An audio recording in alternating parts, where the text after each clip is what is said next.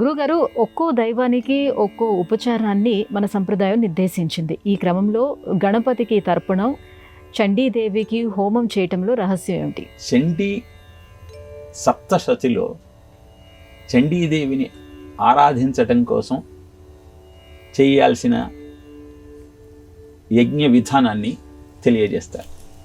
త్వం సాహా త్వం స్వధా త్వం హి వష్కారస్వరాత్మకః అన్న మంత్రము స్వాధ స్వాహ ఈ రెండు కూడా అగ్నిదేవుని భార్యలు, ఈ రెండు నువ్వే అని తెలియజేస్తుంది.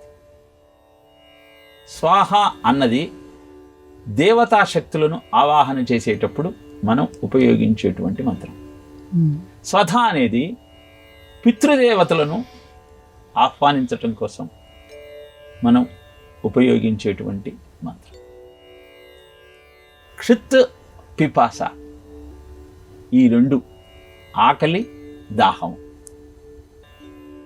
స్వాహాకారము తేజస్సును పెంచి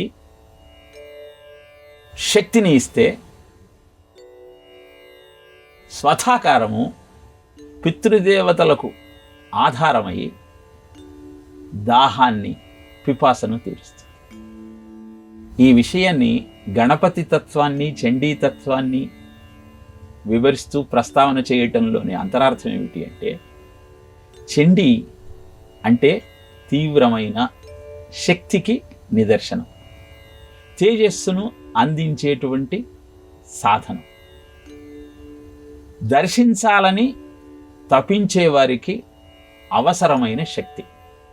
కనుక చండీ దేవిని ఆహ్వానించేటప్పుడు హోమం ద్వారా ఆ తల్లిని దర్శించే ప్రయత్నం చేస్తాం. ఇక గణపతి భూతత్వానికి నిదర్శనం. మూలాధార చక్రంలో నిక్షిప్తమైన కుండలిని పరాభట్టారిక ఊర్ధ్వముఖంగా ప్రయాణం చేస్తూ షట్చక్ర వీధి సంచారాన్ని కొనసాగిస్తూ సహస్రారంలో విలీనమైనప్పుడు మహిమూలాధారే కమపి మణిపూరే హుతవహం స్థితం స్వాధిష్టానే హృది మరుతమాకాశముపరి మనోభిభ్రూ మధ్యే సకలమపి భిత్వా కులపథం సహస్రారే పద్మే సాహరహసి పథ్యా విహరసి అని ఆ కుండలిని భట్టారిక యొక్క షట్చక్ర విధి సంచారాన్ని గురించి ఆదిశంకర భగవత్పాదుల వారు సౌందర్యలహరిలో ప్రస్తావన చేస్తారు. ఇప్పుడు ఈ మూలాధార చక్రం అనేది పృథ్వీతత్వానికి నిదర్శనం. భూమి నీటితో తృప్తిపడి వికసిస్తుంది. అందుకే గణపతిని మట్టితో తయారు చేయమంటారు. కృత్వా మహిం మహిం మూర్తిం గణేశస్య చతుర్భుజ అని గణేశ పురాణం తెలియజేస్తుంది. అలా పృథ్వీతత్వానికి నీరు అవసరం కనుక తర్పణం ద్వారా గణపతి పృథ్వీతత్వానికి నిదర్శనము సంకేతము కనుక తర్పణంతో గణపతిని ఆరాధిస్తాం, గరికతో పూజిస్తాం, చండీదేవిని హోమంతో ప్రసన్నం చేసుకుంటాం.